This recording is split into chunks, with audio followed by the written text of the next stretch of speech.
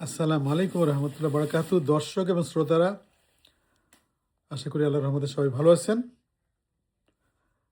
আমাদের এখানে আবার আজকে বেশ ঠান্ডা, অনেকটা বাংলাদেশের 0 ডিগ্রির কাছাকাছি এরকম। তো ওই ফজর নামাজ পড়ে মসজিদ থেকে এসে ঘরে ঢুকছে আর বেরোনি। ঘরে হিটার আছে তো, আবার দেখেন এই জ্যাকেটও পরে রাখছি, হালকা একটা জ্যাকেট। আর মাথার মধ্যে টুপি, আমার মাথায় চুল নাই তো ওই জন্য টুপিটা দিয়ে রাখলে কি মনে করেন ঠান্ডাটা মাথায় লাগে না। যাদের চুল নাই তারা বুঝতে পারেন যে ঠান্ডা আসলে মাথার উপর থেকে লাগে। তো আর রান্নাঘরে আমরা রান্না করতেছি, আমি হেল্প করি আমার ওয়াইফকে রান্নার সময়। তো ফোন আসলো আমার ওয়াইফের একটা, তার বান্ধবী লস অ্যাঞ্জেলেস থেকে ফোন করলো।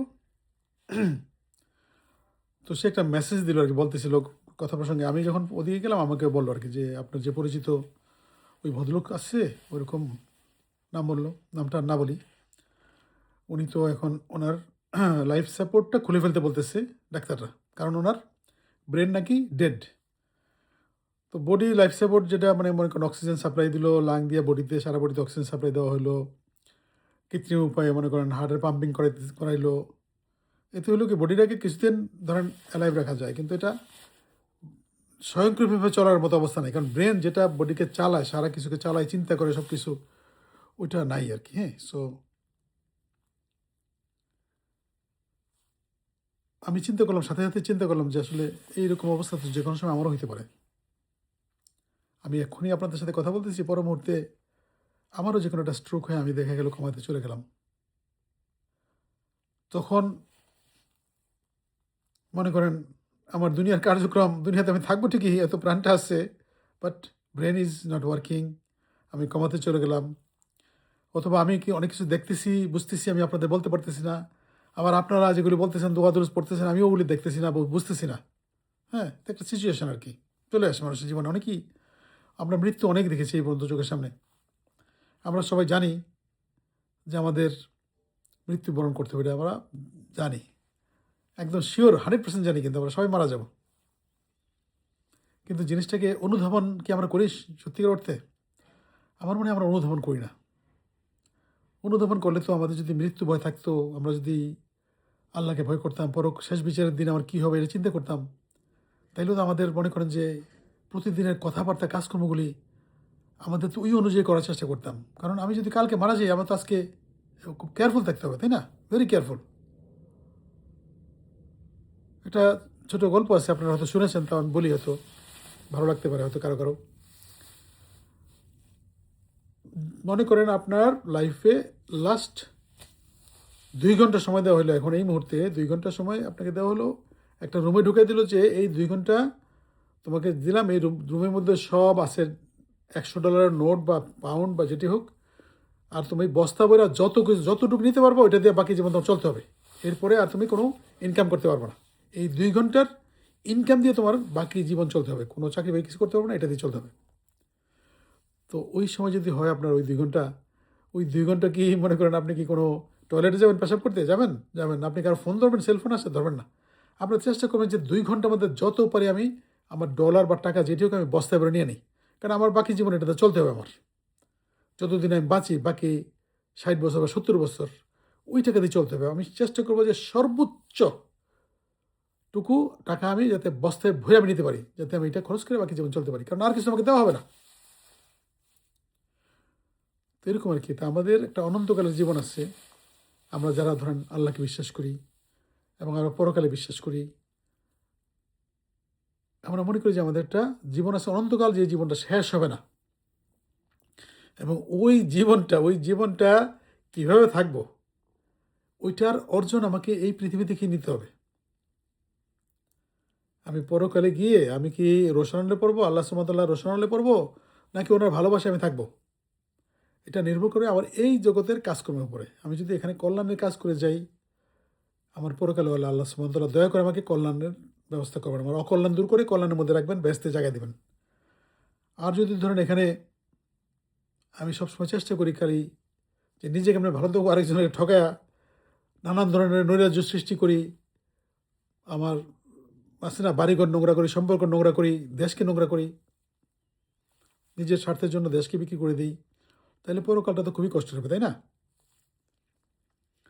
তা আমি বিশেষ করে এই রিমাইন্ডারটা আমারই দিচ্ছি আমাকে, যে আমি জানি না আমার আগামী নেক্সট আমার কী হবে, নেক্সট মোমেন্টে কী হবে আমি জানি না। তবে আমি এটা জানি যে আমার মৃত্যু হবে, এবং আমি মৃত্যু হলে আমার লেনদেন সব এই পৃথিবীর শেষ। যেটুকু করছি আমি ওইটুক আমার ভালো কাজগুলি আমার সাথে থাকবে, আর খারাপ কাজ যেগুলি করছি ওগুলি আমার নামে লেখা থাকবে। এছাড়া আমার যেই বাড়িঘর আছে, পরিবার আছে, আমার টাকা পয়সা আছে ব্যাংকে বা কিছু একটা, আমার ইনভেস্টমেন্ট আছে, এগুলি কোনো কিছু কাজে লাগবে না তখন। এবং আমি কবরে গেলে, আমার কবরে যাওয়ার পরে আমার কোনো আবাদত করার সুযোগ থাকবে না, কারণ আবাদত ডান। আমার যখন মালাকুল মৌত আমি দেখে ফেলবো, যেটাকে বাংলায় শিরা আজরাইল বলে, তার সাথে আমার সাক্ষাৎ হবে, তারপর থেকে আমার আর কোনো সুযোগ নেই কোনো কিছু করার। এবং তখন আমি মানে কোনো নতুন করে কোনো কিছু করা হবে না। তখন আমি তবা করি, তবা করার সুযোগ নেই আর, কারণ তবা তো আমি আগে করি নাই। মালাকুল মৌতকে দেখে তবা তো করতে চাইছিল ফেরাউনও, তাই না? আসুন আমরা চিন্তা করি যে আমাদের এই জীবনটা অল্প কয়েকদিনের।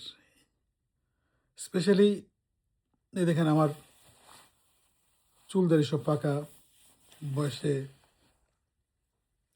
ছাপটা একদম সুস্পষ্ট। তো আমি কিন্তু এই কিছুদিন আগেও কিন্তু ইয়ং ছিলাম, এনার্জেটিক ছিলাম, স্টুডেন্ট ছিলাম, দৌড়াইতাম, সাঁতার কাটতাম, অনেক কিছু করতাম, মোটরসাইকেল চালাতাম ঢাকা শহরে ভুম ভাম করে, এখানেও চালাইছি অল্প। এটা কি এখন আমি পারবো? আমার মনে হয় না। আমি ডন বৈঠক করতাম, হ্যাঁ, এখন কি পারবো? আমার মনে হয় না। তো বেসিক্যালি আমাদের অনেক কিছুই জীবন থেকে চলে গেছে, যেগুলি আর কখনো এই জীবনে আসবে না। আমরা যদি তারপরও মৃত্যু চিন্তা না করি, পরকালের চিন্তা না করি, এবং নিজেকে কারেক্ট করার চেষ্টা না করি, তাহলে আর তো সুযোগ হবে না। একদম লাস্ট মোমেন্টে আইসা আমি কমাতে চলে গেলাম, হাসপাতালে স্যালাইন টেলাইন দিয়ে শোয়া রাখলো আমাকে, বা আইসিইউতে ফেলে রাখলো, হোয়াট আই ক্যান ডু? আমি কিছুই করতে পারবো না। ইভেন আমি কথা প্রসঙ্গে বলতেছিলাম, আমার বাচ্চা এবং আমার ওয়াইফের সাথে কথা বললাম যে দেখো, অনেক সময় কমন সেন্স না থাকলে কী হয়, হঠাৎ একটা দুর্ঘটনা হলো, আমার হার্ট অ্যাটাক হলো, আমার একটা স্ট্রোক হলো, তোমরা দেখে কান্নাকাটি করতেছো, দৌড়াদৌড়ি করতেছো। আমি কিন্তু বলতেছি, তোমাদেরকে বলতে চাইতেছি যে এই 911 কল করো, অথবা আমাকে হাসপাতালে নিয়ে যাও। আমার মুখ দিয়ে কথা বেরোবে না, আমি চিৎকার করে ডাকবো, আমার কথা কেউ শুনবে না। তো এখন যেহেতু আমার কথা শুনতে পাই সবাই, আমার এখনই চিৎকার করে ডাকা দরকার, এই তোমরা আসো, আল্লাহর পথে আসো, তোমরা মন্দ কাজ ফেলে ভালোতে আসো, এবং তোমরা আল্লাহকে ভয় পাওয়া, মৃত্যুর কথা স্মরণ করো। আমি বুড়া হয়েছি, তোমরা 2 দিন পরে বুড়া হবা, তোমাদেরও মরতে হবে। এগুলি আর কি সুন্দর করে বুঝাইতে হবে, এবং ইসলামের দাওয়াত দিতে হবে সবাইকে।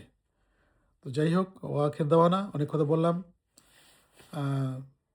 গুছানো না যদি আগোছালো কথা। ওই যে একজনের একজনের সংবাদ পেলাম যিনি কমাতে এবং অনেকটাই মৃত্যুর পথেই আছেন, ভেন্টিলেশন খুললি উনি শেষ।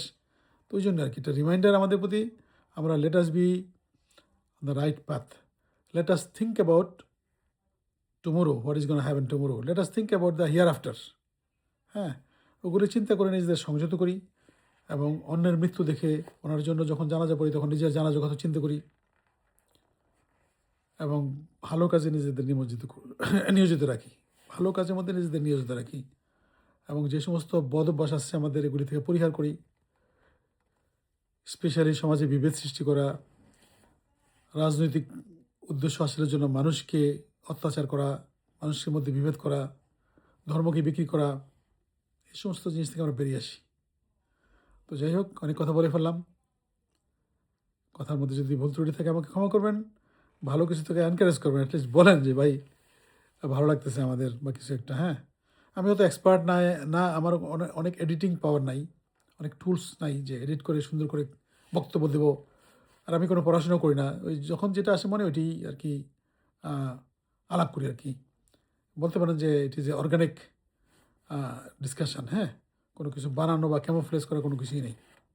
আপনারা সবাই ভালো থাকবেন, নিজেদের শরীর স্বাস্থ্যের দিকে খেয়াল রাখবেন, এবং সব সময় আল্লাহকে স্মরণ করবেন, এবং তবার মধ্যে থাকবেন, এবং আল্লাহর সন্তুষ্টি শুকরিয়া আদায় করে সন্তুষ্টির মধ্যে থাকবেন ইনশাআল্লাহ তাআলা।